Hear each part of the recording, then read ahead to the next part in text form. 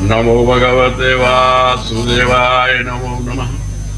ब्रह्मानंदं परम सुखदं कैवल्यं ज्ञानमूर्ते। શાંત થઈ ગયું.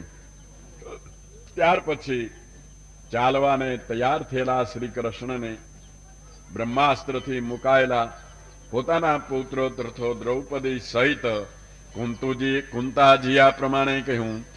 કુંતાજી કહે છે કે આદિપુરુષ પ્રકૃતિ એટલે માયાથી પર સર્વભૂત પ્રાણીમાં અને તેની બહાર રહેલા છતાં અલક્ષ્ય એટલે ન જણાઈ શકાય એવા માયારૂપી પડદાથી ઢંકાયેલા ઇન્દ્રિયોનું જ્ઞાન જેનાથી નીચું છે એવા અને ના આશ્રય તેવા આપને ભક્તિ યોગને નહીં જાણનારી હું માત્ર નમસ્કાર જ કરું છું. કુંતાજી ભગવાન શ્રી કૃષ્ણને ચાલતી વેળાએ આ સ્તુતિ કરી અને પગે લાગે છે કે હે ઋષિકેશ, ખળ એવા કંસે બંદીખાને રાખેલા ને અતિ શોકમાં પડેલા એક દેવકીને જ જેમ આપે છોડાવ્યા તેમ મને નથી છોડાવી, પણ મને તો વારંવાર વિપત્તિના સમૂહોથી પુત્રો સહિત સમર્થ રક્ષણ કરનાર આપે જ છોડાવી છે.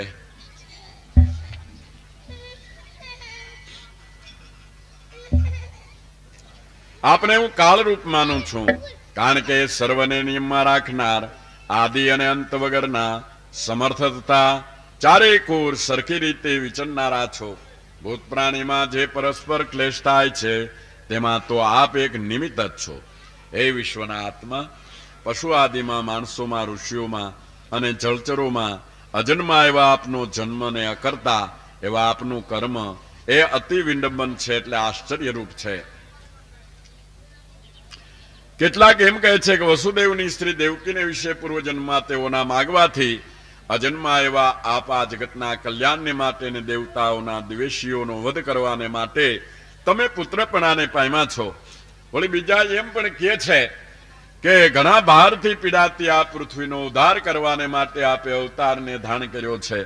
કેટલાક કહે છે કે આ સંસારમાં પરમાનંદના અજ્ઞાન રૂપ વિદ્યા એટલે દેહાભિમાનથી અને દેહાભિમાનથી થયેલી કામનાથી અને કામનાથી થયેલા કર્મોથી ક્લેશને પામતા પુરુષનો અવિદ્યાદિક નિવૃત્ત થવાને માટે સાંભળવા યોગ્ય ને સંભાળવા યોગ્ય કર્મ કરતા થકા ઉત્પન્ન થયા છો.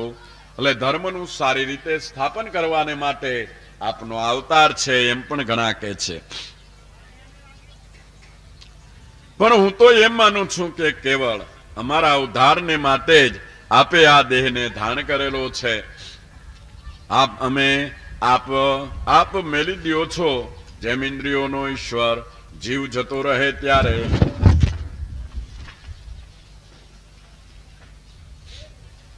નામ અને રૂપાદિક તુચ્છ છે, તેમ જ્યારે તમારું દર્શન નથી થતું, અર્થાત તમે અમને જોતા નથી, ત્યારે નામ અને રૂપથી યાદવો સહિત પાંડવો કોણ માત્ર છે, કાંઈ જ નથી. જેમ આત્મા ચાલ્યો જતા ઇન્દ્રિયો, મનબુદ્ધિ, આ દેહ અવયવો માત્ર નકામા થઈ પડે, તેમ આપ અમારી દ્રષ્ટિમાં જ્યારે નથી આવતા કે અમને જ્યારે દ્રષ્ટિમાં નથી રાખતા, ત્યારે પાંડવો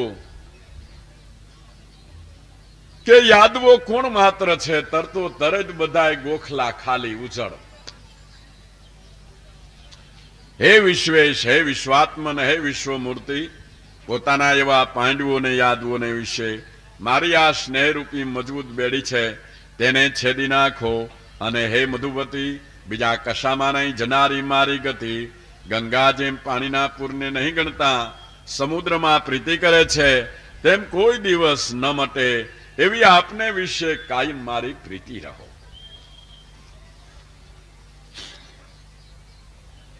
સુત કહે છે એવી રીતે કુંતાજીના મનોહર પદવાળા વાક્યોથી સગળો મહિમા જેનો ગવાયો છે એવા વૈકુંઠ ભગવાન માયાથી મોહ ઉત્પન્ન કરતા મંદ મંદ હસ્યા અને કુંતીજીને કહ્યું કે આપ ખરું કહો છો. એમ કહી તેનું કહેવું અંગીકાર કરી રથ ઉભો તો ત્યાંથી પાછા વળી હસ્તિનાપુરમાં આવી. પછી તે કુંતીને સુભદ્રા આદિ બીજી સ્ત્રીઓની આજ્ઞા લઈને પોતાના પૂર પ્રત્યે જવાને માટે તૈયાર થયા. ત્યારે વળી યુધિષ્ઠિર રાજાએ કહ્યું, થોડો વખત રોકાઈ જાઓ. એવી પ્રાર્થના કરીને તેને જતા ઢકાવ્યા.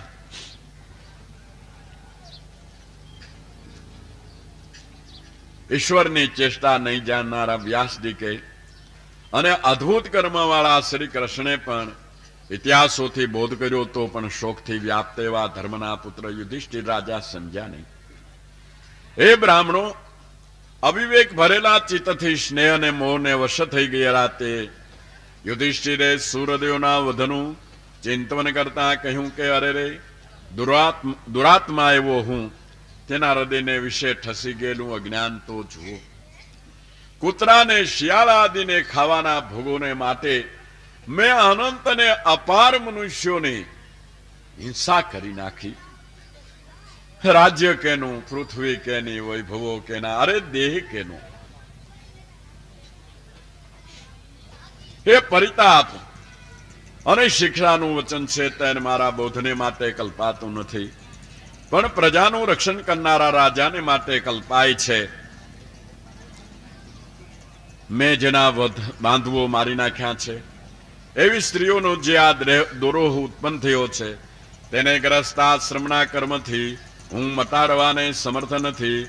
જેમ ઘણા ગારાથી ગારાવાળું પાણી મટાડાતું નથી, તથા જેમ થોડી મદિરાથી થયેલું અપવિત્રપણું ઘણી મદિરાથી મટાડી શકાતું નથી, તેમ પ્રમાદથી થયેલી એકાદ પ્રાણીની હત્યાને જાણી જોઈને હિંસામય યજ્ઞોથી મટાડવાને યોગ્ય નથી.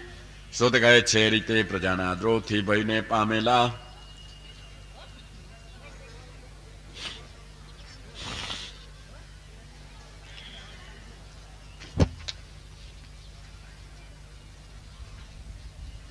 યુધિષ્ઠિર પછી જ્યાં ભીષ્મ પિતામહ પડ્યા હતા તે કુરુક્ષેત્રની માલિકપુર ગયા. ભગવાન પણ અર્જુન સહિત રથમાં બેસીને ત્યાં ગયા. એ સર્વથી જેમ ગુહ્ય કે વીંટાયેલા કુબેર શોભે તેમ યુધિષ્ઠિર રાજા શોભતા હતા. ધર્મને, દેશકાળના વિભાગને અને ભગવાનના પ્રભાવને જાણનારા ભીષ્મે તે આવેલા સર્વ મહાભાગોની અને પોતાના હૃદયમાં રહેલા છે, તો પણ પોતાની પાસે બેઠેલા પોતાના ઈશ્વર, જેણે માયા વડે દેહ ધારણ કરેલો છે, એવા શ્રી કૃષ્ણ ભગવાનની પૂજા કરી. વિનય અને સ્નેહથી ભરેલા અને પાસે બેઠેલા પાંડવોને સ્નેહથી આંસુ અંધથી એલી આંખોથી જોઈને કહ્યું, હે પાંડવો, બ્રાહ્મણોના ધર્મના અચ્યુત ભગવાનના આશ્રયવાળા તમે છો, તેથી દુઃખમાં દાહડા કાઢવાને હવે યોગ્ય નથી, પણ તો પણ દુઃખમાં દિવસો શા માટે કાઢો છો? એ ખેદની અને અન્યાયની વાત છે. અતિરથ એવા પાંડુરાજા મરણ પામવાથી નાના છોકરાવાળી બિચારી આ પૃથા એટલે કુંતી છોકરા સહિત તમારે માટે વારંવાર ઘણા દુઃખ પામ્યા છે. જેમ વાદળાઓ વાયુને વશ રહે તેમ લોકપાલાદિક લોક જેને વશ છે, એવા તમને અપ્રિય થયું એ સગળું હું કાળનું કરેલું માનું છું. માટે હે યુધિષ્ઠિર રાજા, તેને વિશે લેશ માત્ર પણ તમે રંજ ન કરો. ભગવાનની આ માયા છે. આ પ્રમાણે મરણ પથારીએ સૂતેલા ભીષ્મે પાંડવોને ઉપદેશ કર્યો.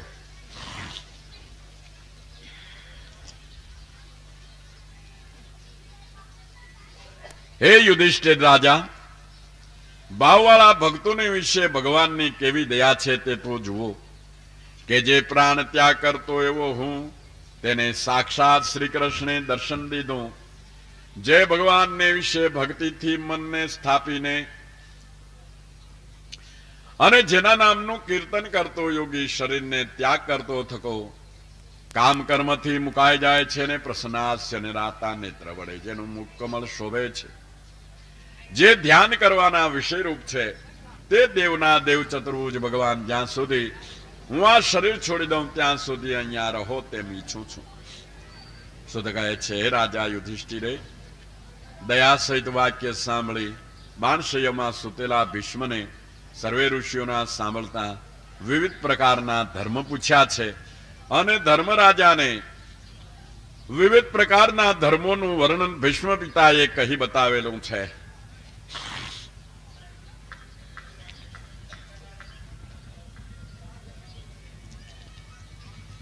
શુદ્ધ કહે છે એવી રીતે મનવાણી અને દ્રષ્ટિની વૃત્તિ વડે પરમાત્મા શ્રી ભગવાનને વિશે મન જોડીને છેલ્લા ભીષ્મ પિતાના દેહ છોડવાના છેલ્લા સમયની વાત કરે છે.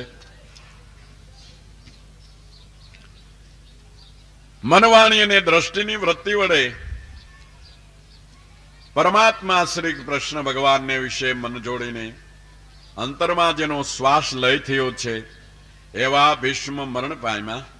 ઉપાધિ વગરના બ્રહ્મા ભીષ્મ પિતા મળી ગયા એવું જાણીને તે સર્વે દિવસ અસ્ત થાય ત્યારે પક્ષીઓ જેમ ચૂપ થઈ જાય છે તેમ બોલતા બંધ થઈ ગયા. તે સમયે દેવતા અને મનુષ્યોએ વગાડેલા નગારા વાગવાને લાગ્યા. સર્વ રાજામાં જે ગુણમાં દોષ આરોપણ કરે એવા રાજા હતા તે પણ વખાણવા લાગ્યા અને આકાશમાંથી પુષ્પની વૃષ્ટિ થવાને લાગી. હે શૌનક, એ મરણ પામેલા ભીષ્મની દાહના સંસ્કાર કરી ક્રિયા કરાવીને યુધિષ્ઠિર બે ઘડી શોકને પામ્યા. અને સમર્થ યુધિષ્ઠિરે ધૃતરાષ્ટ્રના તથા કૃષ્ણના અભિપ્રાયથી બાપ દાદાથી ચાલ્યું આવતું રાજ્ય ધર્મથી કર્યું. ઇતિ શ્રીમન્ મહાપુરાણ ભાગવત પ્રથમ સ્કંદે યુધિષ્ઠિર રાજ્યા પ્રલમ નામનું નવમોધ્યાય સંપૂર્ણ. બોલો શ્રી ગિરિરાજ ધરન કી જય. શૌનક કહે છે પોતાના ધનને વિશે ઈચ્છા રાખતા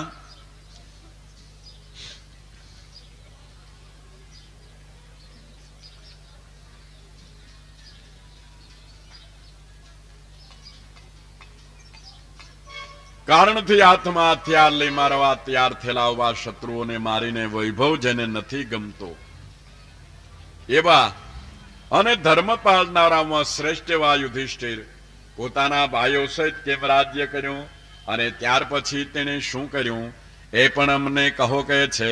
ત્યારે સૂત કહે છે વંશરૂપમાં ઉત્પન્ન થયેલા ક્રોધરૂપી અગ્નિથી બળેલા કુરુના વંશને પરીક્ષિતના રક્ષણ વડે પાછો અંકુરિત કરીને અને પોતાના એટલે યુધિષ્ઠિરના રાજ્ય ઉપર યુધિષ્ઠિરને બેસાડીને જગતને પાળવા વાળા સમર્થ હરિભગવાન પ્રસન્ન થયા.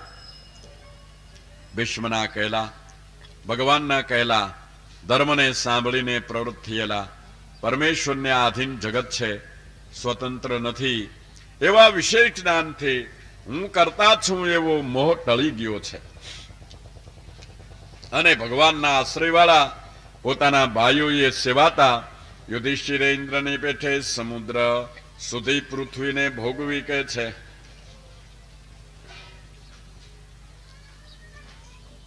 યુધિષ્ઠિર રાજા રાજ્ય કરતા હતા તે સમયે પ્રાણીઓને ક્યાંય પણ દૈવ પ્રાણીઓને મન થકી થનારા અધિદેવ આદિ તાપ એટલે તાડ તડકાથી પણ ક્લેશ ન થતો હતો.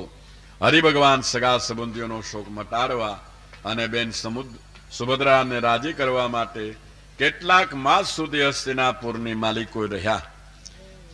સ્નેહથી બંધાઈ જવાથી કૃષ્ણની પછવાડે જેનું ચિત્ત દોડે છે એવા તે સર્વ પાંડવો મટકું માર્યા વિનાની આંખોથી તે ભગવાનને જોતા થકા ભેટ અથવા પૂજા લઈ આવવાને માટે જ ખસતા હતા. શ્રી કૃષ્ણ સિધાવતા ઉત્સાહ થવાથી આંખમાંથી આંસુ પાડતા અમંગલ ન થાય એટલા માટે આંસુને રોકી રાખતી હતી. ઇન્દ્રિયોને જીતનારા અને પ્રાણીને વશ કરનારા સત્પુરુષો ભક્તિ વડે નિર્મળ થયેલી બુદ્ધિથી જેના ચરણને અથા સ્વરૂપને જુએ છે તે જ આ શ્રી કૃષ્ણ ભગવાન છે. અને એ જ ઈશ્વર બુદ્ધિને નિર્મળ કરવાને યોગ્ય છે. હે સખી, વેદમાં અને વેદના રહસ્યમાં અનુવાદીઓએ એટલે ગાનારાઓએ જેની સાચી કથા ગવાયેલી છે અને જે એક ઈશ્વર જગતને લીલા વડે ઉત્પન્ન કરે છે, પાળે છે અને સંહારે છે, છતાં તેમાં લેપાતા નથી, તે જ આ ભગવાન શ્રી કૃષ્ણ છે. એનાથી અન્ય ઈશ્વર નહીં જુઓ. અહો, આ સ્વર્ગના યશને પણ ઝાંખો કરનારી, દ્વારકાપુરી પૃથ્વીના પવિત્ર યશને ફેલાવનારી છે. તેને પણ ધન્ય છે.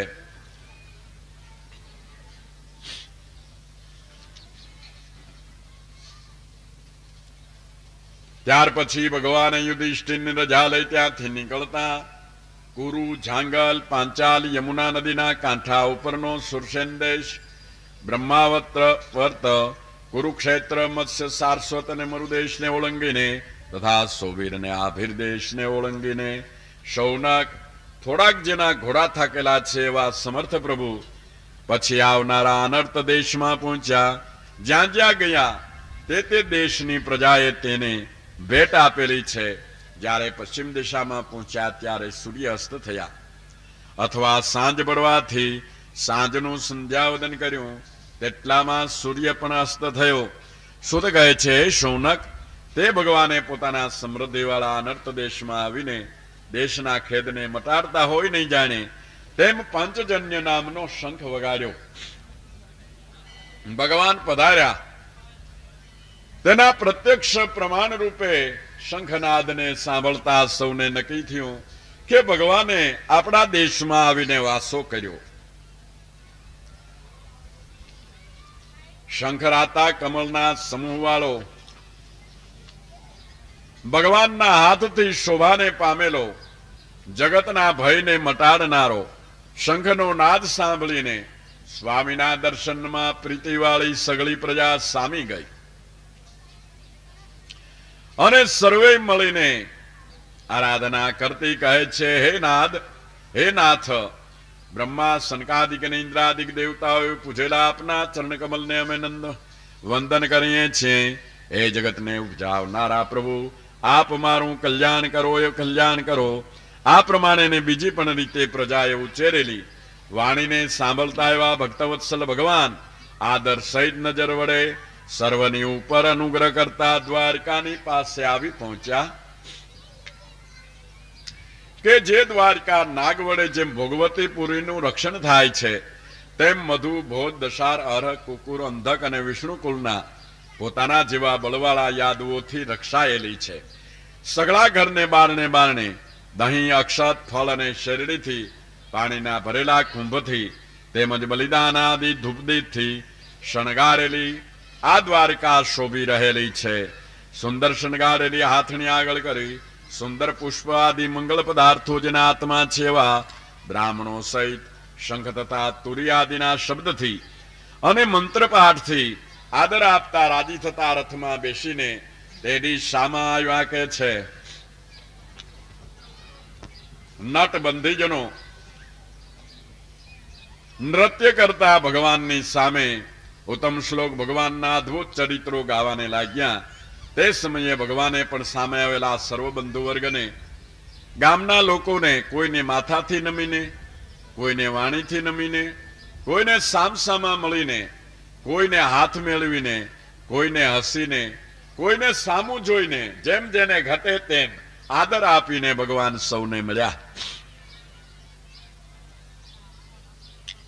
વરસાદ જેમ સૂર્ય, ચંદ્ર, ધનુષ અને વીજળીના તેજથી શોભે તેમ શ્રી કૃષ્ણ ભગવાન માથે ધારણ કરેલા ધોળા છત્ર અને ચામરથી વરસતા ફૂલના વરસાદથી, ધારણ કરેલા પિતાંબર વસ્ત્રથી અને ધારણ કરેલી વનની માળાઓથી શોભતા હતા.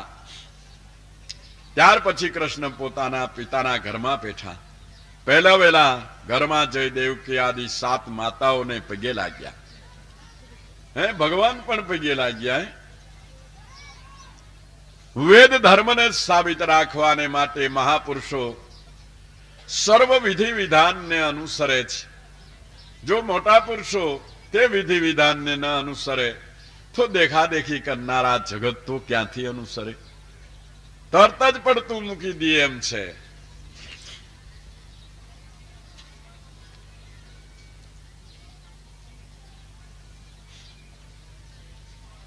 હે શૌનક, ભગવાન ત્યાંથી આગળ વધતા હે શૌનક, ગંભીર અભિપ્રાય વાળી તે સ્ત્રીઓ ત્યાં આવતા પોતાના પતિને પહેલા બુદ્ધિથી મળી, ત્યાર પછી દ્રષ્ટિથી મળી અને ત્યાર પછી સામા મોકલેલા બાળકોથી મળી. તે સમયે લાજને પામતી તે સ્ત્રીઓની આંખમાંથી જો કે રોકી રાખેલું હતું તો પણ પરવશ થઈ જવાથી જરા પાણી પડી ગયું. પ્રેમના આવેશની માલિકોર પોતાના ભગવાનને નિહાળતા લક્ષ્મી ચંચળ છે તો પણ તે ચરણ કમલને કોઈ દિવસ પણ છોડતા નથી.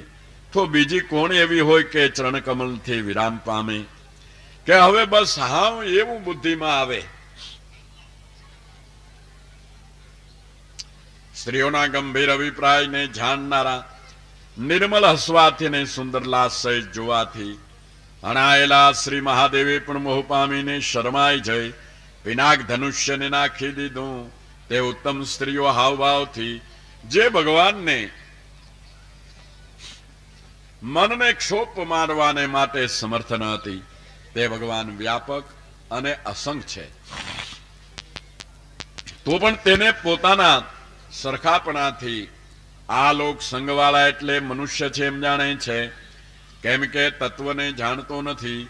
દેહનો આશ્રય કરીને રહેલી બુદ્ધિ જેમ દેહમાં રહેલા ગુણોથી જોડાય છે, તેમ ઈશ્વર માયામાં રહેલા છે. તો પણ તેના સુખ દુઃખાદી ગુણોથી કોઈ ક્ષણે પણ જોડાતા નથી. એ જ ઈશ્વરનું ઈશ્વરપણું છે. ઈશ્વરને આ દેહનો, આ ઇન્દ્રિયોનો, આ મનનો, આ બુદ્ધિનો આધાર, ઈશ્વરનો આધાર આ બધાયને છે. પણ ઈશ્વરને આમાંથી એકેયનો આધાર લેવા પણ નથી. કારણ કે તે સ્વયં સ્વરૂપે સ્વપ્રકાશી અને નિરાલામ છે. ઈશ્વર થકી સર્વ ચાલે છે. ઈશ્વરમાં સર્વ કાંઈ રહેલું છે, પણ ઈશ્વર શેમાંય રહેલો નથી. એ સર્વથી અસંગ છે. શૌનક કહે છે, સુત હવે અશ્વસ્થામાં એ મૂકેલા તીક્ષ્ણ તેજવાળા બ્રહ્માસ્ત્રથી ઉત્તરાનો ગર્ભનાશ પામ્યો ને જેને ભગવાને ફરીને જીવિત કર્યો એટલે પ્રેરણા આપી તે મહાબુદ્ધિમાન ગર્ભરૂપ પરીક્ષિતના જન્મ ને કર્મ તે અમને કહી બતાવો. સુખદેવજીને જ્ઞાન આપ્યું. સુખદેવજીએ જ્ઞાન આપ્યું તે પરીક્ષિત મરણ કેમ પામ્યા તથા મૃત્યુ પામીને કેવી રીતે ગયા તે અમે સાંભળવાને માટે ઈચ્છીએ છીએ. માટે જો કહેવાને યોગ્ય ધારતા હો તો આપ શ્રદ્ધાવાળા અમ સર્વને કહો. ત્યારે સુત કહે છે, કૃષ્ણ ભગવાનના ચરણકમલની સેવાથી જુદા જુદા પ્રકારની કામનાઓની ઈચ્છા મેલી દઈને યુધિષ્ઠિર રાજા પોતાના પિતાની પેઠે પ્રજાને રાજી કરતા હતા.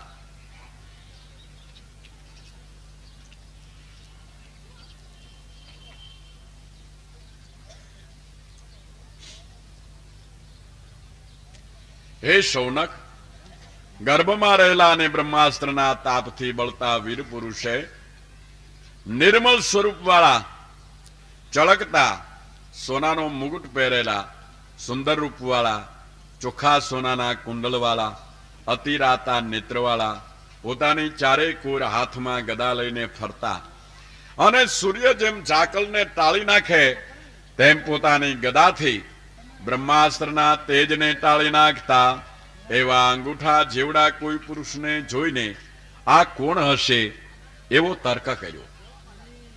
કોણે તર્ક કર્યો? પરીક્ષિત રાજાએ માતાના ગર્ભની માલિકોર ભગવાનના દર્શન કર્યા. તેનું વર્ણન કરી પોતે વિચાર કરે છે આ પુરુષ કોણ હશે. પ્રમાણમાં ન આવી શકે એવું જેનું રૂપ છે એવા ધર્મનું રક્ષણ કરનારા સમર્થ ઈશ્વર તે બ્રહ્માસ્ત્રનો નાશ કરીને એ 10 માસના ગર્ભના દેખતા તે જ ઠેકાણે અંતર ધ્યાન થઈ ગયા કે છે. ત્યાર પછી સારા ફળ આપનારા બીજા ગ્રહો સહિત સારા ગ્રહોનો જેમાં ઉદય છે અને એવું એક કારણથી સર્વે ગુણોનો ક્રમ કરીને વધારો સૂચવનારું લગ્ન આવ્યું એટલે સારું મુહૂર્ત આવ્યું. તેમ પાંડુના વંશને વધારનાર પરીક્ષિત રાજાનો જન્મ થયો કે છે. તે સમયે પ્રસન્ન મનવાળા રાજા યુધિષ્ઠિર સૌમ્યને કૃપાચાર્ય આદિ બ્રાહ્મણો પાસે તેનું સ્વસ્તિ વાચન કરાયું. સુંદર એવા દાનો આપ્યા, પણ ગર્ભમાંથી છૂટેલા તે પરીક્ષિત રાજા, એનું પરીક્ષિત એવું નામ કેમ પડ્યું કે જન્મતા તેને જોયું કે ગર્ભમાં મારું રક્ષણ કરનાર જે ભગવાનનું સ્વરૂપ તેને હું અહીં કેમ જોતો નથી, તે સ્વરૂપ ક્યાં ગયું? એ પારખના કરવાને માટે ચારે દિશાએ દ્રષ્ટિ કરે, એને લઈને તેનું નામ પરીક્ષિત કહેવાય છે. આ કથા સાંભળીને આપણા હૃદયની માલિકો જ્યારે તે પારખ જ્ઞાન ઉત્પન્ન થાય, તે પરીક્ષિત પોતે છે. અને પરીક્ષિત જો ઉત્પન્ન થાય તો સુખદેવજીએ મોક્ષનું જે લક્ષ્ય બતાવ્યું તે લક્ષ્યને નક્કી કરે તો 7 દિવસમાં ત્યારે પણ મોક્ષ થાય, એમાં કાંઈ કહેવાપણું નથી.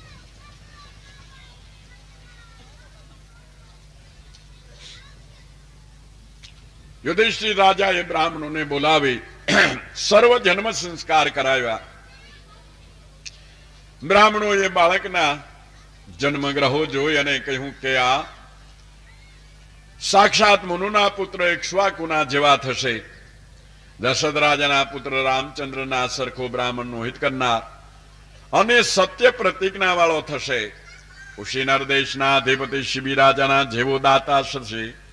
શરણે આવેલાનું રક્ષણ કરશે. યજ્ઞ કરનાર યશને વધારનાર, ભરતના સરખો પોતાની જ્ઞાતિના યશ વધારનાર થશે. સર્વ સદગુણોમાં અને મહિમા શ્રી કૃષ્ણની બરોબરી કરનારો થશે. રંતિદેવ રાજાના જેવો ઉદાર થશે. યાતિ રાજાના જેવો ધર્મવાળો થશે. ધૈર્ય રાખવામાં બલિરાજાના સરખો થશે. હે રાજા યુધિષ્ઠિર, ત્યાર પછી વ્યાસના પુત્ર મુનિ સુખદેવજી પાસેથી આત્માનું યથાર્થપણું જાણી ગંગામાં આ દેહને છોડી દેશે. તક્ષક નામના નાગ થકી પોતાનું મૃત્યુ થવાનું સાંભળી સર્વ સંગને તજી શ્રવણ દીક્ષા લઈ સુખદેવજીના ઉપદેશથી જીવન મુક્તિને પામશે.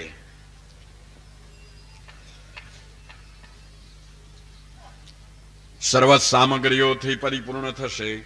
એ યુધિષ્ઠિર રાજાનો અભિપ્રાય જાણી લઈ કૃષ્ણે તેના ભાઈઓને ઉત્તર દિશામાં મોકલી. ત્યાર પછી જ્ઞાતિઓનો દ્રોહ મટાડવાને માટે યુધિષ્ઠિર રાજાના મનમાં સાત્વિક ભાવ એક ઉત્પન્ન થયો અને તેમણે યજ્ઞથી ભગવાનનું પૂજન કરવાને માટે ધાર્યું.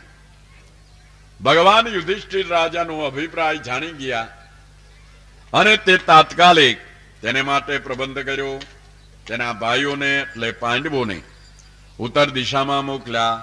તે ત્યાંથી મૃતના યજ્ઞમાં નાખી દીધેલા સોનાના પાત્રો આદિ ઘણું દ્રવ્ય લઈ આવ્યા. એ દ્રવ્યથી સર્વ સામગ્રી તૈયાર કરી યુધિષ્ઠિરે જ્ઞાતિના દ્રોહના ડરને લીધે 3 મોટા અશ્વમેઘ યજ્ઞથી હરિ ભગવાનનું યજન કર્યું. સુત કહે છે, હે શૌનક, હવે વિદુરજી તીર્થયાત્રામાં મૈત્રેય પાસેથી પોતાની ગતિરૂપ શ્રી કૃષ્ણને જાણીને અને જાણવાથી સર્વ જાણવાનું જેણે જાણ્યું છે એવા તે હસ્તિનાપુર પ્રત્યે ગયા. પહેલા જેટલા પ્રશ્નો વિદુરે મૈત્રેયની આગળ પૂછ્યા હતા તેટલા પ્રશ્નોમાંથી માત્ર 3-4 પ્રશ્નોના ઉત્તરના જ્ઞાનથી જ તેને ગોવિંદ ભગવાનમાં દ્રઢ ભક્તિ થઈ ગઈ અને પ્રશ્નોથી નિવૃત્ત થયા. બીજા પ્રશ્નના ઉત્તર સાંભળવા રોકાયા નહીં, કારણ કે જે કાર્યની સિદ્ધિ સામાન્ય જ્ઞાનથી થઈ જાય તો લાંબી વાતો કરવાની જરૂર શી છે? કાર્ય પોતાનું સિદ્ધ થઈ ગયું તો બીજા પ્રશ્નો સાંભળવાની જરૂર રહી નહીં.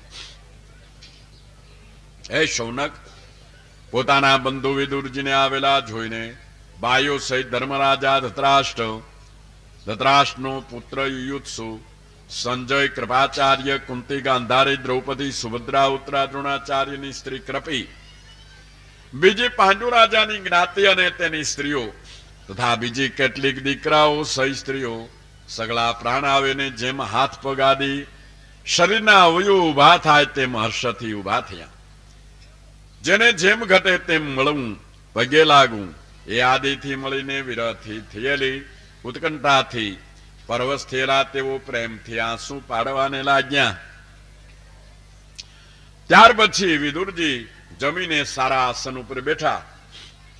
સુખ થાય તેમ આરામ લેતા હતા. ત્યારે સૌ સાંભળે તેમ ધર્મરાજાએ વિનયથી નમ્ર થઈને તેમને પૂછ્યું. પ્રશ્ન પૂછવાની પણ રીતિ છે. જેના હૃદયની માલિકો અનન્ય પ્રેમ, વિનમ્ર ભાવ, સેવક ભાવ છે, તે પ્રશ્ન પૂછે તો જરૂર બ્રહ્મનિષ્ઠ પુરુષો તે પ્રશ્નનો યથાર્થ ઉત્તર આપે છે.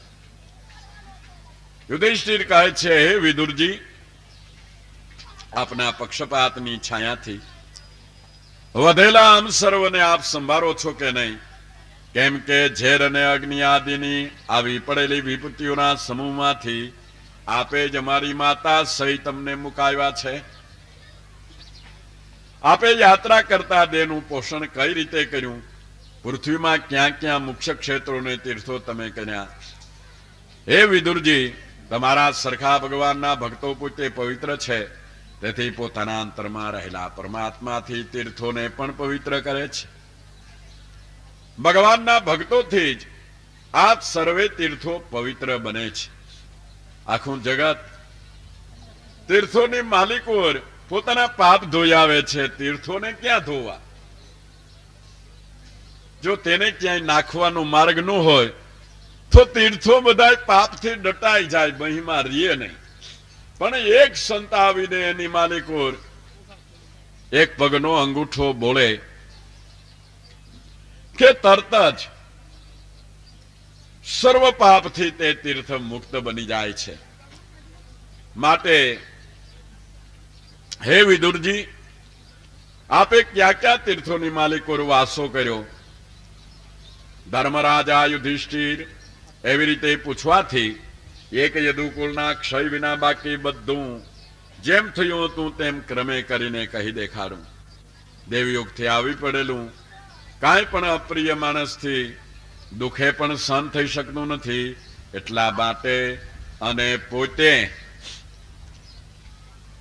દયાળુ, તેથી પાંડવોને દુખિયા ન જોઈ શકે.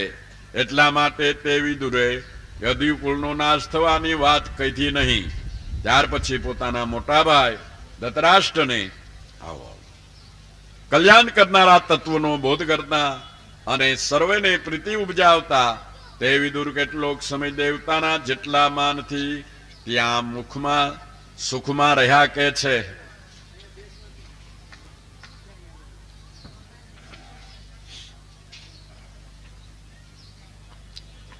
રાજ્ય જેને મળેલું છે એવા યુધિષ્ઠિર રાજા લોકપાલના સરખી કાંતિવાળા પોતાના ભાઈઓ સહિત વંશને વધારનાર, એટલે વંશને વધારનાર પૌત્ર પરીક્ષિતને જોઈને રાજી થયા. એવી રીતે ઘરમાં વળગી રહેલા અને ઘરમાં કામકાજથી ગાફેલ રહેલા પાંડવો દુઃખથી ન નીકળી શકે એવો કાળ ઘણો જ વ્યતીત થઈ ગયો. રાજ્યમાં તેના સુખોની માલિકો કેટલું આયુષ્ય વ્યતીત થઈ ગયું તેનું ભાન ન રહ્યું. કાળવડા ગળાયેલો આલોક પોતાના અતિ પ્રિય એવા પણ પ્રાણોથી તત્કાળ વિખૂટો પડે છે, ત્યારે બીજા ધનાદિથી વિખૂટો પડે એમાં શું કહેવાનું છે? કાળ જ સર્વને ભેગા કરે છે, કાળ જ સર્વને વિખૂટા પાડે છે. પણ આવી ગતિ જેને સમજાણી છે તે માણસ જાગ્રત છે.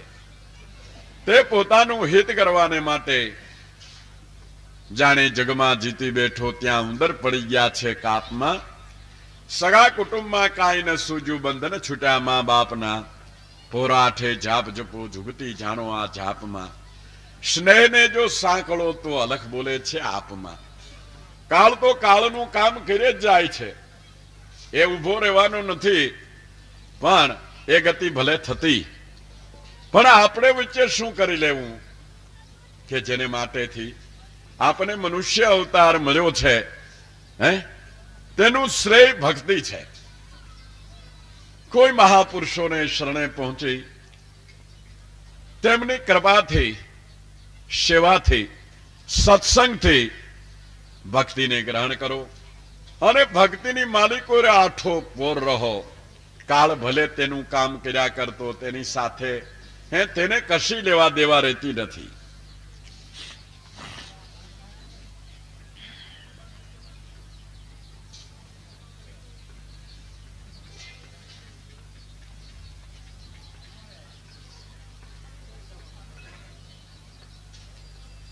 આ પ્રમાણે આત્મજ્ઞાની હરિભગવાનને અંતકરણમાં જ્ઞાન કરતો ઘરમાંથી ચાલી નીકળે તે સર્વ પુરુષોમાં ઉત્તમ પુરુષ કહેવાય છે. સમયથી આ સર્વમાંથી આસક્તિ છોડી દેવી. ઘરને મૂકીને ક્યાંય વયું નથી જવું. ભલે ઘરમાં રહો, પણ ઘરમાં જેમાં આપણી દ્રષ્ટિએ ચકલા માળા નથી આપણા ઘરમાં બાંધતા, પંખીડાઓ ઘણા રહીએ છે, માખી ઇત્યાદિ જીવજંતુ વસે છે, પણ એ જે મારું ઘર છે તેમ માનીને રહેતા નથી. તેમ ઘરની માલિકો રહ્યો, પણ છોકરો શું કરે છે ને કેટલું કમાણો ને કેને મારી આવ્યો ને કેને જીતી આવ્યો ને કેને ઠગી આવ્યો ને કેટલા રૂપિયા તારે થઈ ગયા ને શું ત્યાં ધંધો વધાર્યો ને કેમ મને કહેતો નથી ને કેમ મને પૂછતો નથી. આ સનેપાતને મૂકીને રહ્યો.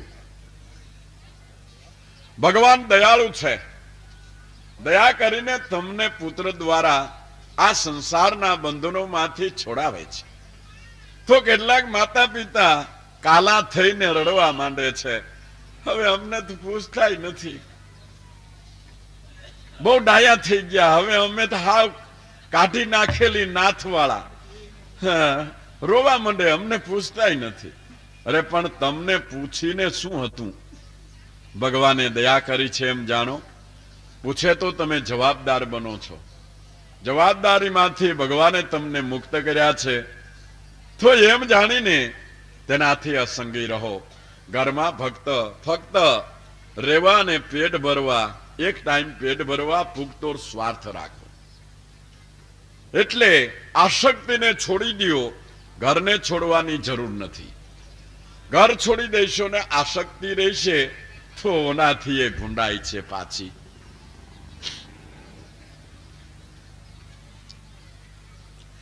હે સંજય, યુદ્ધમાં પડેલો માર જો કે દુઃખ આપનાર તો પણ શત્રુઓને શૂરવીરોને આનંદ આપનાર છે. તેમ ઘણા દુઃખવાળા છતાં ત્યાગીઓને આનંદ આપનાર હિમાલય પ્રત્યે જતા પોતાના પતિ ધૃતરાષ્ટ્રની પાછળ આ ઉપદેશને સાંભળીને ગાંધારી પણ ચાલી નીકળ્યા. યુધિષ્ઠિર સંધ્યા વંદન કરી અને ઘરમાં પોતાના વડીલોને પગે લાગવા જાય છે. ત્યાં ઘર ખાલી જોયું. ઓહો, આ મારા કાકા ધૃતરાષ્ટ્ર અને તેમના ધર્મપત્ની મારા માતા સમાન, એ બંને ક્યાં ગયા? એકદમ પોતે સંજયની પાસે આવીને પૂછે છે કે તમે દિવ્ય દ્રષ્ટિવાન છો, મારા કાકા યુધિષ્ઠિર તથા ગાંધારી ક્યાં ગયા છે? શું કરવા ધારે છે? તે મને કૃપા કરીને કહો. અરે રે તે નોધારા. જય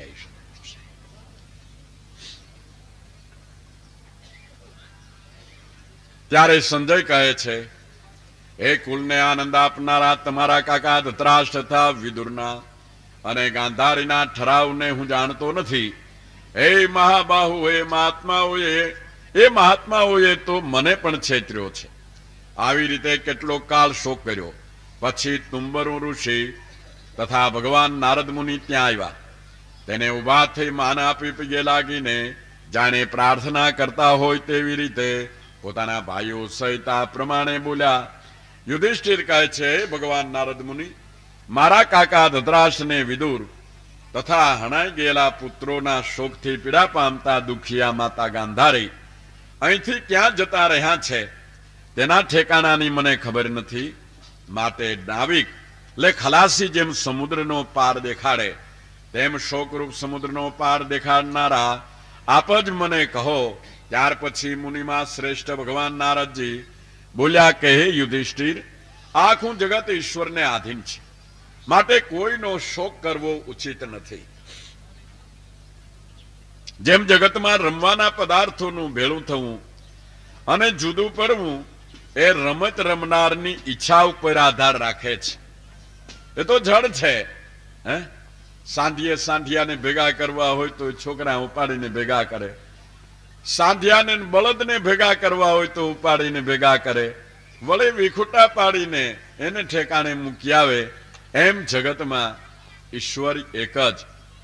નટ જેમ પટનો ઓથ કરે છે, સકલ પૂતળા નાચ કરે છે, તેમ તુજ કર્મા છે સર્વેના તાતણા.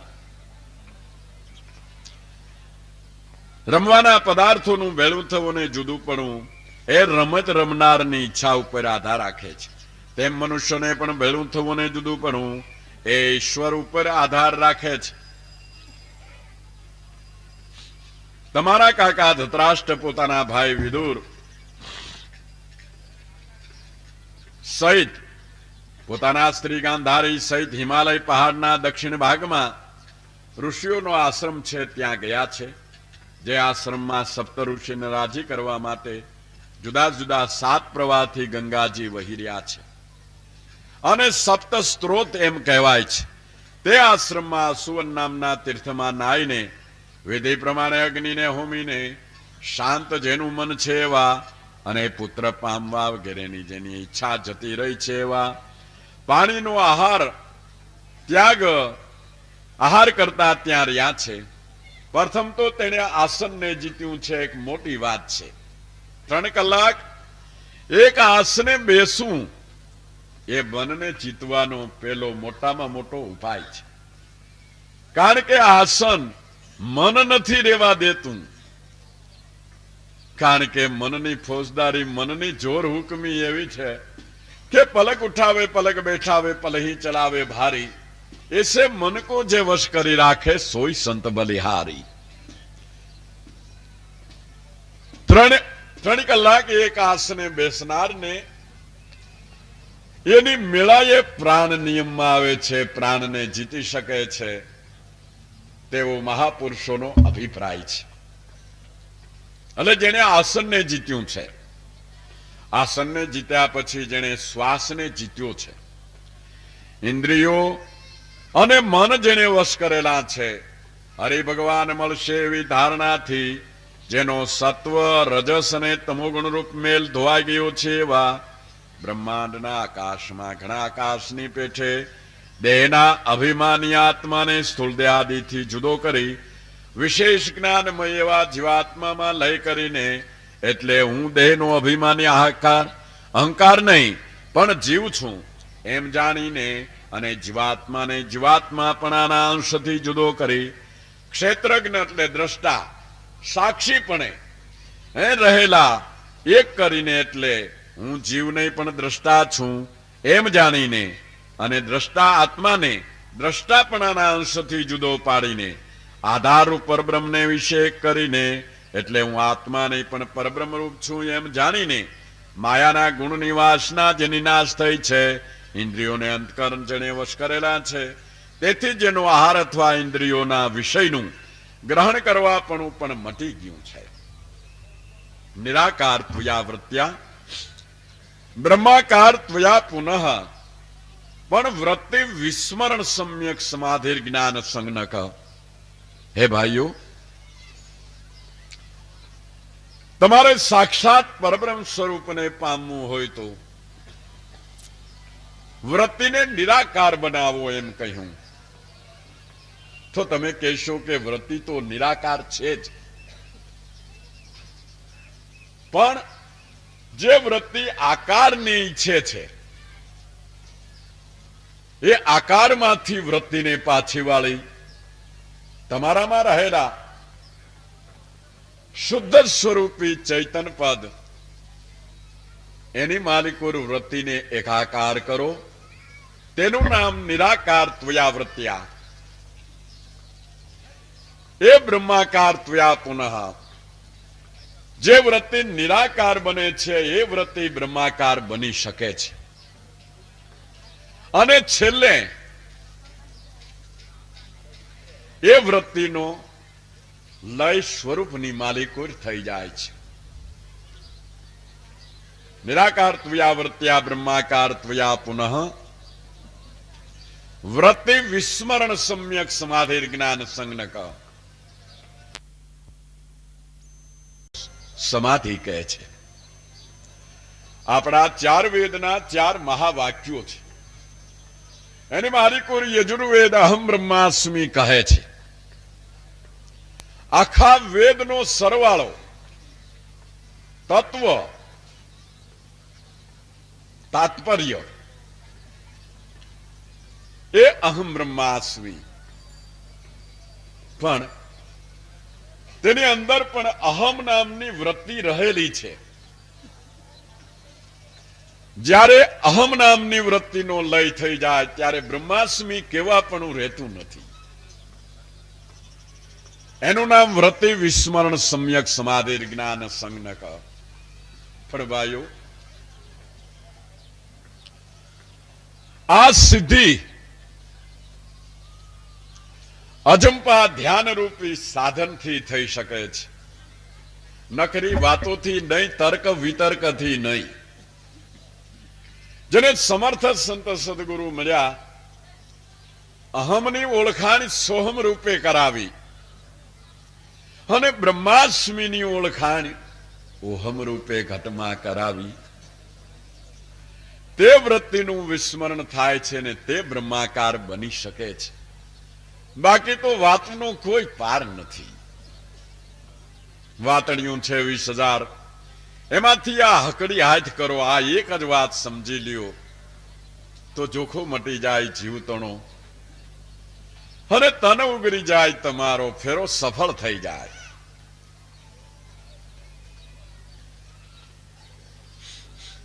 અને હું આત્મા છું તે નક્કીપણે દ્રઢ જ્ઞાન બની જાય. જેમ હું અત્યારે રામજીભાઈ છું, કાનજીભાઈ છું, માવજીભાઈ છું, એ કેટલું બધું સજડ થઈ ગયું છે, સાવ ખોટું છે. છતાં ખોટો સાંધો એવો દ્રઢ મળી ગયો છે કે આપણે માની બેઠા પાટા બાંધ્યા, એ ભાઈ ઠીક થઈ ગયું, જો ને સાંધો મળી ગયો. પણ ભાઈ સાહેબ, આ હાથ વળતો નથી, પાછળનો પાણો લેવાતો નથી. હાંધો મળ્યો પણ ખોટો મળી ગયો છે. કોઈ કારીગર મળી જાય તો આ ખોટા હાંધાને ઉખેડી નાખી, ફેરો ઓપરેશન કરી તોડી ફાડી અને સાચો સાંધો કરી દઈએ તો અહમ બ્રહ્માસ્મિ વાક્ય તમારા ઘટની માલિકો યથાર્થ થઈ જાય એવું છે. નહીતર હરણા કંસની ઘોડે અહમ બ્રહ્માસ્મિ દેહ ભાવમાં જો થઈ જાય તો દેવ મટીને ઉલટાના રાક્ષસ બની જાય. આ પ્રમાણે બોધ કરીને પછી નારદ મુનિ તુંબરુ સહિત સ્વર્ગ પ્રતિ ગયા અને યુધિષ્ઠિરે તેના વચનોને અંતરમાં ઉતારીને શોકનો ત્યાગ કર્યો. એથી શ્રીમદ મહાપુરાણ ભાગવત પ્રથમ સ્કંદો 13 અધ્યાય સંપૂર્ણ. બોલો શ્રી ગિરિરાજ ધરન કી, દ્વારિકાધીશ કી જય, સદગુરુદેવ કી. શું કહે છે?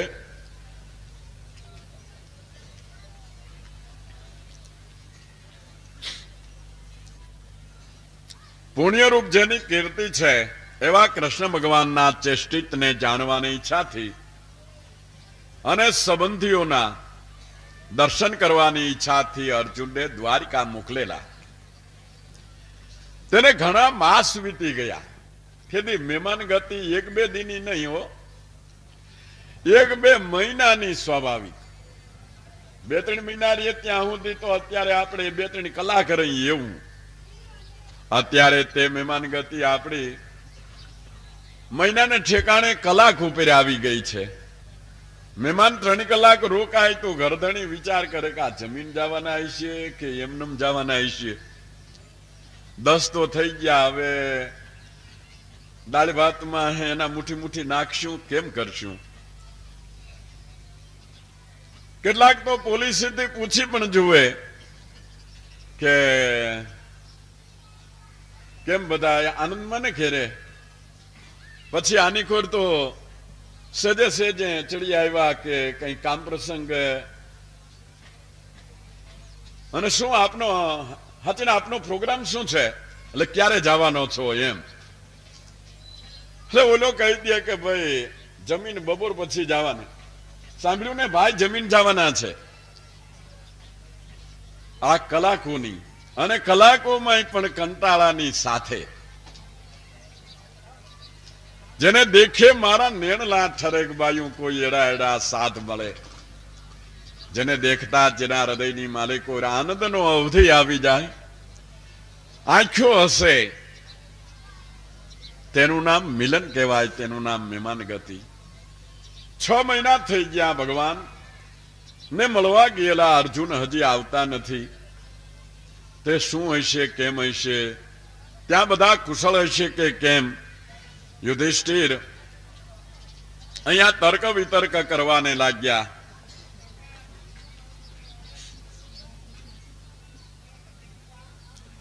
ભીમસેનને પાસે બોલાવીને કહે છે કે હે પુરુષોમાં બળિયા ભીમ, આ બુદ્ધિને મોહ પમાડે એવા પાસે આવેલ ભયને આપણી આગળ સૂચવનારા પૃથ્વીના આકાશના ને દેહના ભયંકર ઉત્પાત થાય છે તે જુઓ.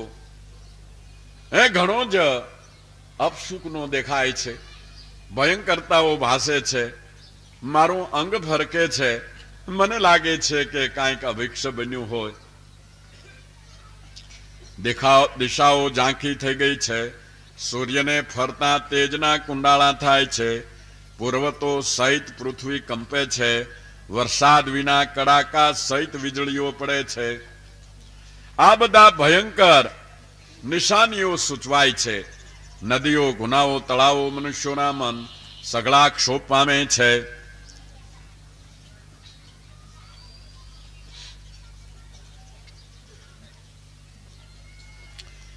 હે બ્રાહ્મણો, એ રીતે જોયેલા અપશુકનથી યુધિષ્ઠિરના ચિત્તમાં ચિંતા કરતા ત્યાં દ્વારકાથી અર્જુન પાછા આવી પહોંચ્યા. કોઈ જુદા જ પ્રકારની પીડાવાળા યુધિષ્ઠિરના પગમાં પડેલા, નીચું મોઢું કરીને નેત્ર કમળમાંથી આંસુડા પાડતા અને તેજ વગરના પોતાના નાના ભાઈ અર્જુનને જોઈ ખેદ પામેલા હૃદય છે જેના, એવા યુધિષ્ઠિર રાજાએ નારદનું કહેલું સંભાળીને સર્વના મધ્યમાં આ પ્રમાણે પૂછવાને લાગ્યા. યુધિષ્ઠિર કહે છે, ભાઈ, દ્વારકામાં આપણા સર્વે સંબંધીઓ કુશળ છે ને? મધુકુળ, દશારકુલ, અર્કકુલ, સાત્વિત કુલ, અંધક કુલ અને વિષ્ણુ વસણી કુળના સર્વ કોઈ ક્ષેમ આનંદમાં છે કે કેમ? દેવકી જેમાં મુખ્ય છે એવી મામા વસુદેવની સ્ત્રીઓ પોતાના પુત્રોને, પુત્રની સ્ત્રીઓ સહિત કુશળ છે કે કેમ? વસુદેવની 7 બહેનો કુશળ છે કે કેમ? સાત્વત કુલના પતિ ભગવાન બલરામ સુખીમાં છે કે કેમ? સર્વ વિષ્ણુ કુળના પુરુષોમાં મહારથી પ્રદ્યુમન સુખી છે કે કેમ? યુદ્ધમાં મહાવેગવાળા ભગવાન અનિરુદ્ધ આનંદમાં છે કે કેમ? રામ અને કૃષ્ણના હાથનો જેને આશ્રય છે, જેઓએ આપણી સાથે સ્નેહ બાંધેલ છે, તેઓ સર્વે કુશળ છે ને? આપણું કુશળ ઈચ્છે છે કે કેમ? સ્નેહને મીટેલા બ્રહ્મણ્ય ભક્તવત્સલ ગોવિંદ ભગવાન પણ દ્વારકામાં સુધર્મા સભાને વિશે સુખે બિરાજે છે કે કેમ? જે ભગવાનના બાહો રૂપદંડના પ્રભાવથી જીવનારાને ચોરે, ચારે કોરથી ભય વગરના બલવાન યાદવો, બલાત્કારથી ભેટ કરાયેલી દેવતાઓને યોગ્ય એવી સુધર્મા સભામાં પગે વડે ફેરા કરે છે, તે બળદેવજી જેને સહાય છે એવા આદિ પુરુષ ભગવાન લોકનું કલ્યાણ કરવાને માટે, લોકનું રક્ષણ કરવાને માટે અને લોકને ઉત્પન્ન કરવાને માટે યદુકુલ સમુદ્રને વિશે સુખમાં વસે છે કે કેમ? હે ભાઈ, તમે કાંઈ બોલતા કેમ નથી? શું તમે કોઈ વંદન કરવા યોગ્યને વંદન નથી કરી શક્યા? માના આપનારને અપમાન કરીને ક્ષોભ પામ્યા છો કે શું? તમારું સર્વ હરાઈ ગયું હોય તેવું તમારું વદન એટલે મુખ કેમ લાગે છે? અથવા શું અત્યંત પ્રિય ને હૃદયરૂપ મારા વાલા ભાઈ શ્રી કૃષ્ણ વિના હું એકલો થઈ રહ્યો, મારામાં કંઈ નથી એમ તમે માનો છો? જો તેમ ન હોય તો તમને બીજા કોઈ પ્રકારે પીડા થવી ઘટતી નથી. સુત કહે છે, હે શૌનક, એ રીતે અનેક પ્રકારની શંકા ઉપજાવે એવું અર્જુનનું રૂપ જોઈ તેના ભાઈ યુધિષ્ઠિર રાજાએ કૃષ્ણના વિયોગથી દુબળે થયેલા અર્જુનને જ્યારે જુદે જુદે પ્રકારે પૂછ્યું ત્યારે અર્જુન કહે છે કે હે મહારાજ યુધિષ્ઠિર, બંધુરૂપ કૃષ્ણ ભગવાને મને છેતર્યો છે અને તેથી દેવતાઓને પણ મોટું આશ્ચર્ય પમાડનારું મારું તેજ હરાઈ ગયું છે. જે ભગવાનના ક્ષણ માત્ર પણ વિયોગથી આ આખો લોક પ્રાણ વગરના દેહની પેઠે મને અપ્રિય લાગે છે. જે ભગવાનના આશ્રયથી દ્રુપદ રાજાને ઘેર સ્વયંવરમાં આવેલા અને કામદેવથી મદી ગયેલા રાજાનું તેજ મેં હરી લીધું હતું અને ચડાવેલા ધનુષ્યની મત્સ્યવેદ કરીને મેં દ્રૌપદીને મેળવ્યા હતા. જે ભગવાનની સહાયતાથી મેં અગ્નિને ખાંડવ વન આપ્યું અને દેવતાઓ સહિત ઇન્દ્રિયને જીતીને મેદાનમાં રચેલી અદ્ભુત કારીગરી વાળી સુધર્મા સભાને મેળવી અને તમારા રાજસુ યજ્ઞમાં સર્વ દિશાઓમાંથી રાજાને ભેટ લાવ્યા. જે ભગવાને રાજસુ યજ્ઞના હેતુથી કરેલા મોટા અભિષેક વડે અતિ વખાણમાં યોગ્ય તથા સુંદર એવા દ્રૌપદીના કેશપાસને સભામાં દુષ્ટ દુશ્યાસન આદિએ ઉખેડી નાખીને ખેંચ્યો, તે સમયે સ્મરણ માત્રથી પોતે વધાર્યા અને આંસુથી ભીંજાયેલા મુખ સહિત દ્રૌપદી ચરણમાનીમાં એટલે કેશ ખેંચનારા દુશાસન આદિ સ્ત્રીઓને કેશ વિનાની વિધવાઓ કરી.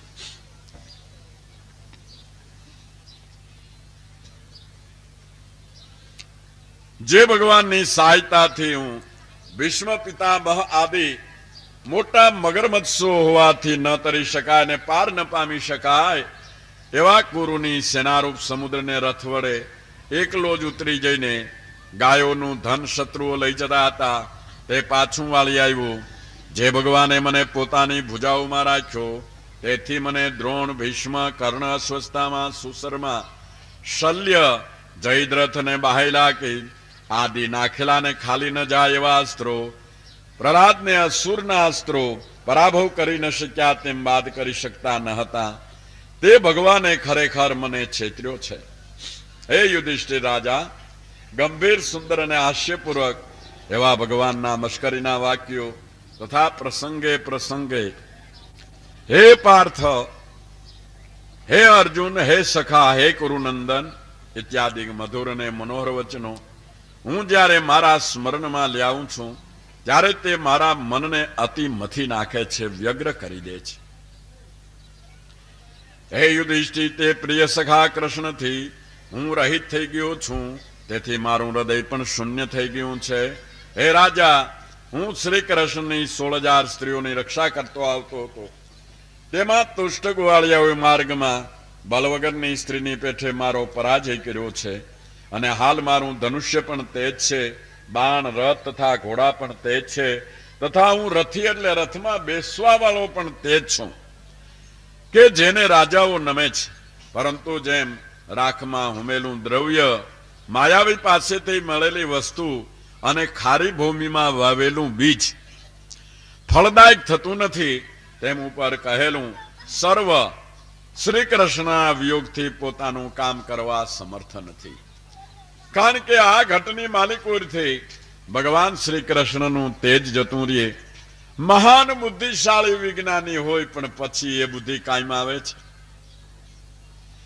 એ તરત જ ધંધુકાર મચી જાય છે. કોઈ પણ કશું કરવાને શક્તિમાન રહેતા નથી. એ રીતે ભગવાન શ્રી કૃષ્ણ વિનાનો હું કઠપૂતળીની જેમ આ જગતની માલિકો જોઉં છું, સાંભળું છું, વિચરું છું. હે રાજા યુધિષ્ઠિર, તમે આપણા સંબંધીઓના શહેરમાં એટલે દ્વારિકામાં જે સગાઓનું કુશળ પૂછો છો તે સર્વે બ્રાહ્મણના શાપથી મૂઢ થઈ જવાને લીધે એકબીજા મુઠ્ઠીઓથી લડી મુવા છે ને કેટલાક વારુણી મદિરાનું પાન કરીને ભાન ભૂલીને જાણે એકબીજાને ઓળખતા ન હોય તે રીતે લડીએ અને નાશ પામ્યા છે. હવે માત્ર તેઓમાંથી 4 કે 5 જ બાકી રહ્યા છે. દેશકાળને અનુકૂળ અર્થવાળા, અંતકરણના તાપને શાંત કરનારા શ્રી કૃષ્ણના વચનો જ્યારે હું સંભાળું છું ત્યારે મનમાં ખેદ થાય છે. એ પ્રમાણે દઢ પ્રેમથી ભગવાનના શરીરનું ચિંતન કરતા અર્જુનની બુદ્ધિ શોક રહિત થતા વૈરાગ્ય વાળી બની. ત્યારે ભગવાનનું જે ગીતાની માલિકોર કહેલું જ્ઞાન હતું તે જ્ઞાન અર્જુનને યાદ આવતા ભગવાન દેહરૂપ નથી, પણ જે શસ્ત્રોથી છેદી શકાતો નથી, અગ્નિથી બળી શકતો નથી, પાણીથી જે ભીંજાતો નથી, એ ભગવાન શ્રી કૃષ્ણનું સ્વરૂપને સંભાળી પોતાના હૃદયમાં ધારણ કરતા જ્ઞાન થયું, અને જ્ઞાન થતા તે જ વખતે પોતાનો શોક ટળી ગયો. બ્રહ્મ જ્ઞાન થવાથી તેનો શોક તથા ભેદ બ્રહ્મનાશ પામ્યું. દ્વૈતની પ્રતીતિ એ જન્મ મરણનું કારણ છે. માટે મહાવાક્યથી થયેલા અપરોક્ષ જ્ઞાનથી દ્વૈત બુદ્ધિ નાશ થઈ, એટલે અવિદ્યાના કાર્ય શરીર આદિને મિથ્યા જાણીને પુરુષ જન્મ મરણ રહિત થાય છે. તેમ અર્જુનને તે પણ થયું. અજ્ઞાન મટ્યું, તેથી તે નિર્ગુણ થયા, અને ગુણ નિર્ગુણ થવાથી સ્થૂળ દેહમાંથી અભિમાનનો ત્યાગ કરી પોતે મુક્ત થયા. ત્યારે સર્વકાળ જે અંધારું હતું તે નાશ પામી ગયું. કેટલાક એ અંધારાને કર્મકાંડ રૂપી ધોકા પછાડીને કાઢવાને માટે મથે છે. જેમ કોઈ ઉપદેશક બીજાના ઘટનું અંધારું કાઢવાને માટે ઉપદેશ કરી રહ્યા છે, ત્યારે સાંભળનારાઓએ એમ કીધું કે ભાઈ સાહેબ, અમારા અંધારા કાઢવાની તો તમે વાતો કરો છો, પણ તમારા ઘરનું અંધારું તો પેલા કાઢો, પછી અમને કયો. તે 5-7 ભાઈઓ હતા. એલા ખબરદાર હો, આપણે ઘરમાં અંધારું ઘરવા નથી દેવું. જેટલા બારીને બારણા હતા બધા ત્યાં ધોકા લઈને ઉભા થઈ ગયા. બારણે બારણે જાળીએ જાળીએ. પણ દિવસ અસ્ત થયો, સંધ્યા ટાણું થયું, જ્યાં ઘરમાં જોવે ત્યાં તો અંધારું ઘરી ગયું. હે, આખું ઘર અંધારા વાળું થઈ ગયું. અને મારા ખીજાણા મંડ્યા ધોકા ફેરવવા અને ધબધબાટી બોલાવવા. કોઈના માથા તોડી નાખ્યા, કોઈના ટાંગા ભાંગી નાખ્યા, કોઈના હાથ ખેડવી નાખ્યા, કોઈનો વાહો ફાડી નાખ્યો. લાકડીઓ વીંઝતા, પણ આખી રાત એ પ્રમાણે ધબધબાટી બોલાવી. સવારે દિવસ ઉગ્યો ને અંધારું ભાગી ગયું. બહાર નીકળી મૂછે તા નાખતા કે કાઢ્યું ને પણ ધરાહાર. સમજો માણસોએ કીધું, મૂર્ખાઓ, તમારા ધોકાના મારથી અંધારું ભાગ્યું નથી. અંધારું ભાગ્યું છે સૂર્ય ઉદય થતા. એમ અર્જુનના હૃદયની માલિકોર ગીતા જ્ઞાનનો સંચાર થતા જ્ઞાન રૂપી સૂર્ય ઉદય થયો. તેનાથી અજ્ઞાન રૂપી અંધારું નષ્ટ થયું, ભાગી ગયું. તેમજ ભગવાન સ્વધામ પધાર્યા તથા યાદવ કુળનો ક્ષય થયો. એ વાત જાણીને સ્થિર ચિત્તવાળા યુધિષ્ઠિર રાજાએ સ્વર્ગનો માર્ગ લેવા નિશ્ચય કર્યો. કુંતીજી પણ અર્જુનના મુખથી યાદવોનો નાશ ને ભગવાનની ગતિ સાંભળી દ્રઢ ભક્તિથી યથોક્ષજ ભગવાનમાં ચિત્ત જોડી જન્મ મરણ રહિત થયા. જેમ નટ નોખા નોખા રૂપને ધારણ કરે છે ને ત્યાગ કરે છે, તેમ ભગવાન પણ મત્સ્યાદિ જુદા જુદા રૂપ ગ્રહણ કરે છે ને ત્યાગ કરે છે. તેવી જ રીતે જે શરીરથી શ્રી કૃષ્ણ ભગવાને પૃથ્વીનો ભાર ઉતાર્યો, તે શરીરનો પણ ત્યાગ કર્યો. સાંભળવા યુગ જેની કથા છે, એવા શ્રી કૃષ્ણ ભગવાને જે દિવસે આ લોકનો ત્યાગ કર્યો, તે દિવસથી અવિવેકી માણસોને અધર્મમાં પ્રવૃત્તિ કરાવનાર કલયુગનો પ્રવેશ થયો છે. ભગવાન જો આપણા હૃદયમાંથી ખસી જાય, અગર તો આપણે તેમને ભૂલી જઈએ, તો કલયુગનો વાસો થઈ જાય એમાં કોઈ કારણ નથી.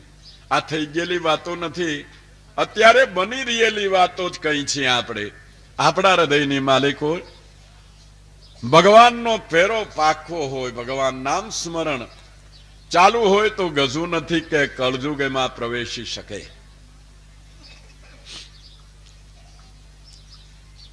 તેમજ મથુરામાં પણ અનિરુદ્ધના પુત્ર વ્રજ્રને શુરસેન દેશનો પતિ કર્યો. સમુદ્ર પર્યંતનું રાજ્ય હસ્તિનાપુરમાં અભિષેક કર્યો. તે બાળકોને આ રાજ્ય એ પ્રમાણે આપીને યુધિષ્ઠિર રાજ્યનો ત્યાગ કરી મથુરામાં અનિરુદ્ધના પુત્રને શુરસેન દેશનો પતિ કર્યો. પછી પોતે પ્રાજાપત્ય ઇષ્ટિ કરી સમર્થપણાથી અગ્નિનું પાન કર્યું. તે સ્થાનમાં પોતાના હિરગાળ વસ્ત્રને કડા આદિ કરણાઓનો ત્યાગ કરી હંતા મમતાને દૂર કરી સર્વ ઉપાધિથી મુક્ત થઈ તેણે ઇન્દ્રિયોનો મનને વિશે, મનનો પ્રાણને વિશે અને પ્રાણનો અપાનમાં લય કર્યો. ક્રિયા સહિત અપાનનો મૃત્યુમાં લય કર્યો. તે મૃત્યુનો પંચમહાભૂતોમાં લય કર્યો. પંચભૂતનો 3 ગુણમાં લય કર્યો. 3 ગુણનો 1 અવિદ્યામાં લય કર્યો. સર્વ આરોપનું મૂળ એવી અવિદ્યાનો જીવમાં લય કર્યો અને જીવનો બ્રહ્મ ચૈતન્યમાં લય કર્યો. જેને ધર્મ આદિ પુરુષાર્થો રીતે સાધેલા છે એવા તે પાંડવોએ ભગવાનના ચરણ કમલને સનાતન શરણ રૂપ માની તેનું ત્યાં ધ્યાન કર્યું. એ ધ્યાન વડે વધેલી ભક્તિથી શુદ્ધ બુદ્ધિ વાળા અને રજોગુણ રહિત અંતકરણ વાળા તે બધા પાંડવો શ્રી કૃષ્ણમાં એકાગ્ર બુદ્ધિ કરી જે ગતિને વિષયી પુરુષો પામી શકતા નથી તેવી નિષ્પાપ પુરુષોએ પામવા યોગ્ય ગતિને પામી ગયા કે છે. આત્મજ્ઞાની વિદુરજી પણ પ્રભાસમાં પોતાનો દેહ ત્યાગ કરી કૃષ્ણમાં ચિત્ત જોડવાથી તે રૂપ થઈ એટલે ભગવાન રૂપ બની તે સમયે તેવડા આવેલા પિતૃ સાથે પોતાના અધિકાર ઉપર ગયા કે છે. દ્રૌપદી પણ દેહની ગરજ નહીં રાખતા એવા પતિઓને જોઈ વસુદેવમાં મતિ જોડી તેને પામી ગયા. જે માણસ શ્રદ્ધાથી કલ્યાણ કરનાર તથા પવિત્ર એવું ભગવાનના પ્રિય પાંડવોનું સ્વર્ગમાં જવું સાંભળે તે ઈશ્વરની ભક્તિ સંપાદન કરે આ સિદ્ધિને પામે છે. यदि श्रीमन महापुराण भागवत दसम स्कंद 15 अध्याय संपूर्ण बोलो श्री गिरिराज धरन की जय.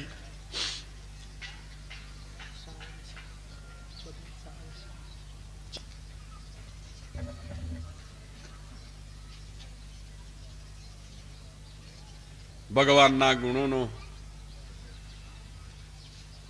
તેની લીલાઓનો અને તેના જ્ઞાન ભંડારનો કોઈ પાર જ નથી. અસિતગીરી સમમ સ્યાત કજલમ સિંધુ પાત્રે સુરતરવર શાખા પત્રની લિખતી યદિ ગ્રહિત્વા શારદા સર્વકાલમ તદપિ તો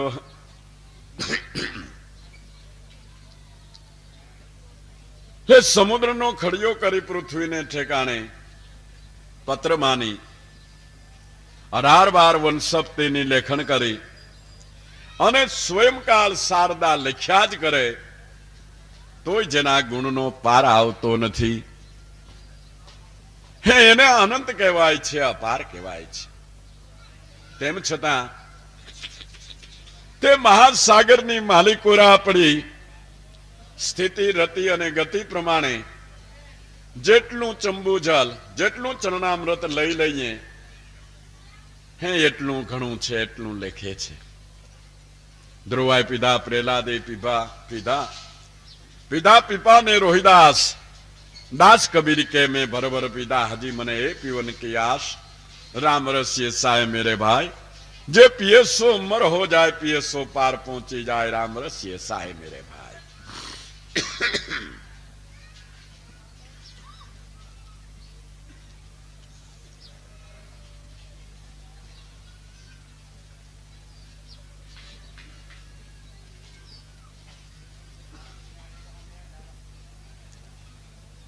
શ્રી હરિ.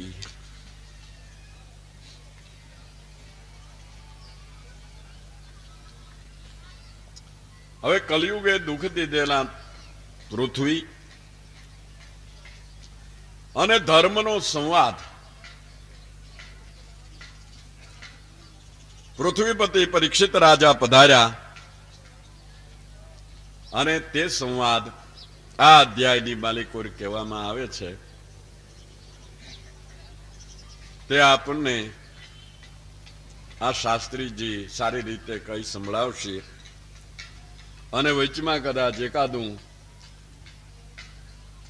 10 મિનિટનું કીર્તન ગોપીજનો પ્રેમથી ગાય અને સૌના દિલ સંપૂર્ણ જાગ્રત રહીએ. કુંભકર્ણની ઘરવાળી અટાણમાં તો ન આવે અને આપણી સભામાં તો ઘણી વાર આવીને ડોકા કાઢીને વહી જાય છે, પણ લાખ ફાવતો નથી. હરી હરી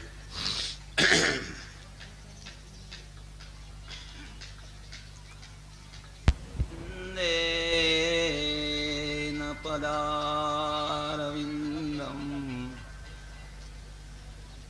મુખારવિંદે વિનિવેશયંતમ વટસ્ય પત્રસ્ય પુટે શયાનમ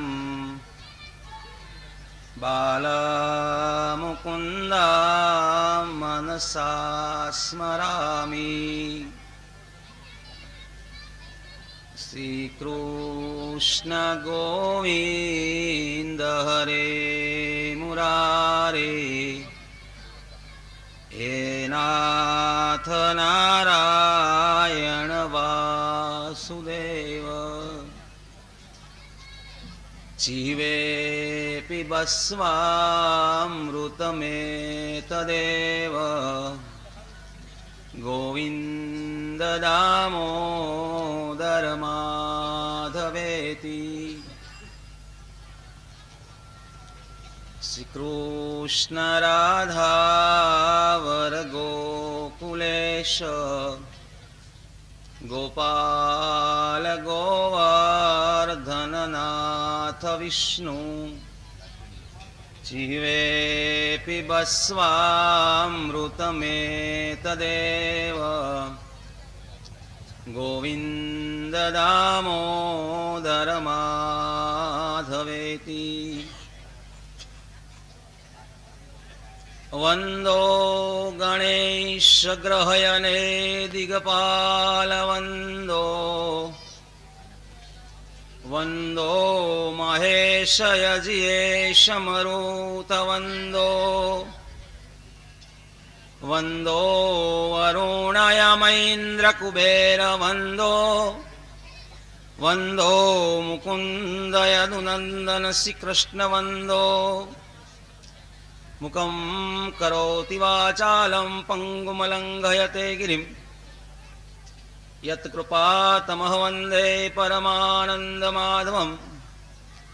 વસુદેવસુतं દેવં કંસચારૂણમર્દનમ દેવકી પરમાનંદં કૃષ્ણં વંદે જગદ્ગુરુ. બોલો શ્રી ગિરિરાજ ધરણ કી જય. સદગુરુદેવ લાભેશ્વરનાથની જય. ઓમ નમસ્તુભ્યં ભગવતે વાસુદેવાય ધીમહિ પ્રદ્યુમ્નાય નિરુદ્ધાય નમઃ સંકર્ષણાય ચ. સુતો વાચૌ તતઃ પરીક્ષિત દ્વિજક્ષ્યામહિ મહાભાગવતઃ શાસઃ યથા હિ સુત્યામિ જાતકો વિદાઃ સમાધિસ્મિન મહાત્સુતા. સુત કહે છે કે શૌનક, જેવી રીતે જાત કર્મમાં કુશળ પુરુષોએ કહ્યું હતું એવી રીતે મહાન પુરુષોના ગુણવાળા શ્રેષ્ઠ અને ભગવાનના ભક્ત પરીક્ષિત રાજા ત્યાર પછી બ્રાહ્મણોની સલાહ પ્રમાણે પૃથ્વીને પાળવા લાગ્યા. તે પરીક્ષિત રાજા પુત્ર નામના રાજાની પુત્રી ઈરાવતીને પરિણ્યા અને એને જન્મેજયાદિ 4 પુત્ર થયા. તથા તેણે ગંગાને કિનારે કૃપાચાર્યને ગુરુ કરી ઘણી દક્ષિણાવાળા એવા 3 અશ્વમેઘ યજ્ઞ કર્યા કે જે યજ્ઞમાં દેવતાઓ પણ પ્રત્યક્ષ આવતા હતા. કોઈ સમયે દિગ્વિજય કરવાને માટે નીકળેલા એવા સુરવીર પરીક્ષિત રાજા પોતાના આ પ્રમાણે પરીક્ષિત રાજાએ ગાયને બળદને પ્રહાર કરતા, બલે કરીને પ્રહાર કરતા રાજાના ચિહ્નને ધારણ કરનારા શુદ્રરૂપ કલયુગને પકડ્યો. શૌનક કહે છે કે શા માટે પરીક્ષિત રાજા દિગ્વિજયમાં કલયુગને પકડ્યો, અર્થાત એને કેમ મારી ન નાખ્યો? કારણ કે જેણે ગાયને પાટું મારીને રાજચિહ્ન ધારણ કરનાર નીચ શુદ્ર હતો. હે મહાભાગ સુત, જો તેમાં કૃષ્ણની કથાનો ભાગ આવતો હોય ને તો કથા આપ મને કહો, જેથી આયુષ્યનો ખોટો ઉપયોગ થાય એવી નકામી વાતોથી ભગવાનના ચરણકમળના રસને ઈચ્છનારા સત્પુરુષોને શું મળવાનું? હે સુત, જે મોક્ષને ઈચ્છે છે તે પુરુષોના સમર્થ મૃત્યુને અહીં પશુઓ મારવાના કર્મ માટે બોલાવેલ છે. આ પ્રમાણે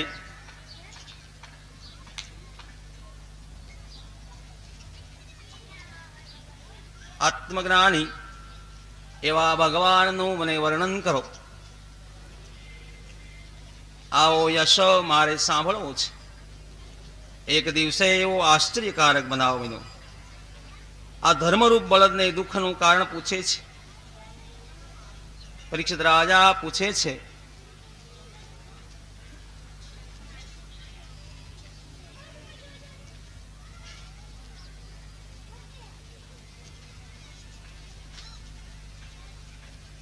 આત્મજ્ઞાની એવા પરીક્ષિત રાજા પૂછે છે, પૃથ્વી કહે છે કે શ્રી કૃષ્ણે આ પૃથ્વી ઉપર લીલા સંકેલી લીધી, એટલે આ સંસારમય પાપમય કલયુગની કૃદૃષ્ટિનો શિકાર બની ગયો છે. ધર્મની મર્યાદાનું બરાબર પાલન કરશો તો આપોઆપ પ્રગટ થશે. ધર્મ ઉપર આરૂઢ રહેશો તો જ્ઞાન ગંગા આવશે. ધર્મ ઉપર આરૂઢ છે. ધર્મના મુખ્ય 4 અંગો છે: સત્ય, તપ, દયા, પવિત્ર. આ પ્રમાણે ધર્મના 4 અંગો છે. આ પ્રમાણે સુતજી કહે છે કે જ્યારે પોતાની સેનાએથી કુરુ ગજાંગલ દેશમાં કલયુગે પ્રવેશ કર્યો, ત્યાંથી પૈદલ વાળી પોતાની સેના સહિત કાળા વર્ણના ઘોડા જોડેલા એવા સુશોભિત રથમાં દિગ્વિજયને માટે બહાર નીકળ્યા. પછી ભદ્રાશ, કેતુમાલ, ભારત.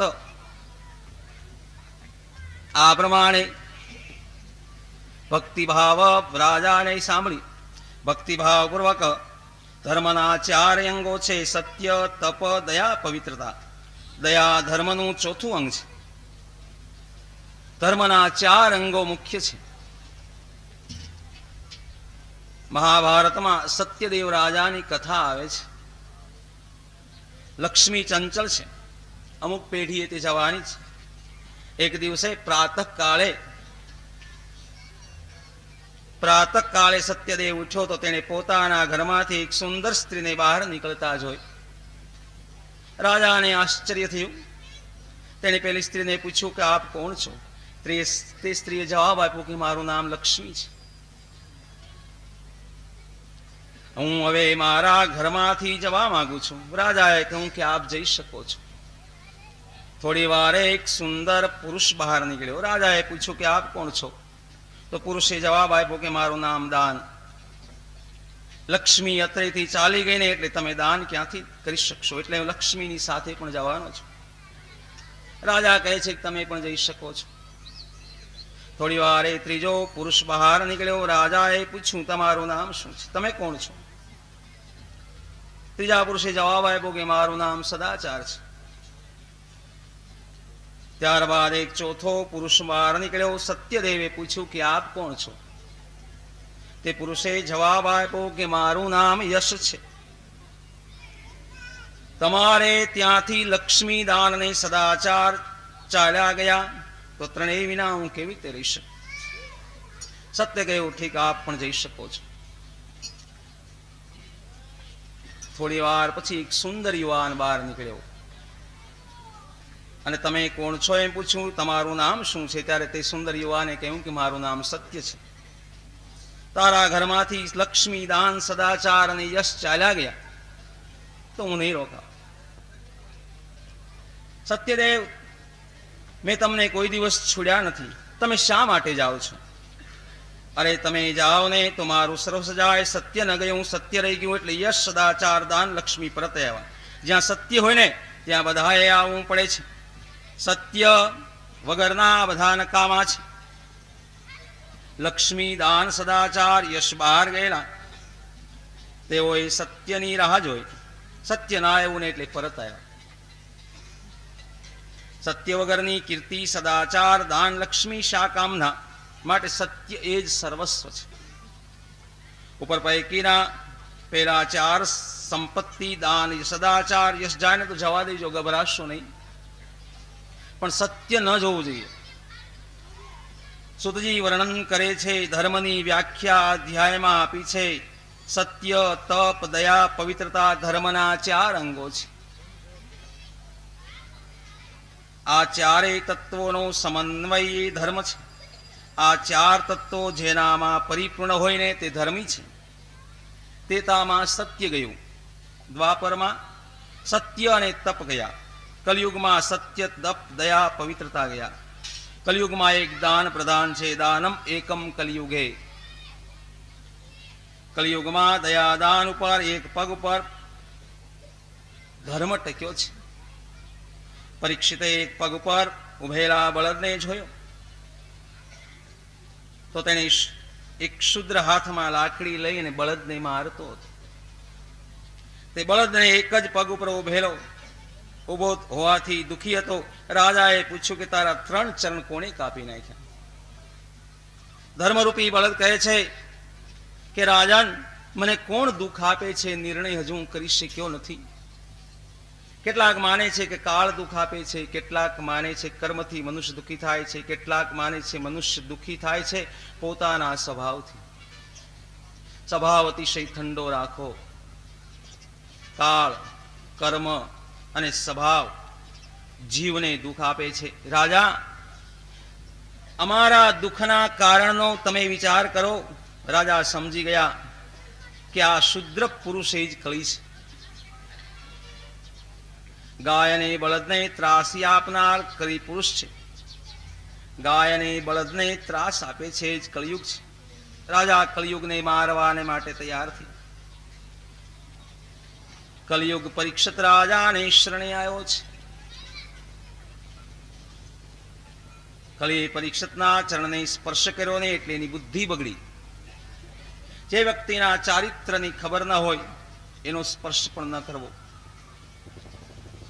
કલયુગે પરીક્ષિત રાજાના પગને સ્પર્શ કર્યો અને પરીક્ષિતની બુદ્ધિમાં વિકાર આવ્યો. જાણતા હતા કે આ મહાપાપી છે, એને સજા થવી જોઈએ. પરીક્ષિત રાજા કલીને મારતા નથી. દુષ્ટને મારવો એ રાજાનો ધર્મ છે. તેમ છતાં દુષ્ટ કલી ઉપર રાજા દયા બતાવે છે. પરીક્ષિત કલિયુગને કહે છે કે તને શરણાગતને હું મારતો નથી, પણ મારું રાજ્ય છોડીને તું ચાલ્યો જા. મારા રાજ્યમાં તો રહીશ નહીં. કલિયુગ પ્રાર્થના કરે છે કે હવે હું ક્યાં જાઉં? મને રહેવાને માટે કોઈ સ્થાન આપો. પરીક્ષિતે આ 4 ઠેકાણે રહેવા કલયુગને જગ્યા આપી. જુગાર, મદિરાપાન, સ્ત્રી સંગ અને હિંસા. આ 4 સ્થાનોમાં અનુક્રમે અસત્ય, મદ, આસક્તિ અને નિર્દયતા એને 4 પ્રકારના ધર્મો રહે છે. જુગારનો, સટ્ટાનો પૈસો ઘરમાં આવે ને તો ઘરમાં કલયુગે આવે છે. એ સટ્ટો આવ્યો. જુગારથી ધન મેળવીને દાન કરે છે તે યોગ્ય નથી. જે બુદ્ધિથી હિંસા કરે ને તેને ત્યાં પણ કલિયુગ આવે છે. હિંસામાં કલીનો નિવાસ. આ 4 સ્થાનો આપ્યા છતાં કલિયુગ પુરુષને સંતોષ થયો નહીં, એટલે કહ્યું કે આ 4 સ્થાન તો ગંદા છે.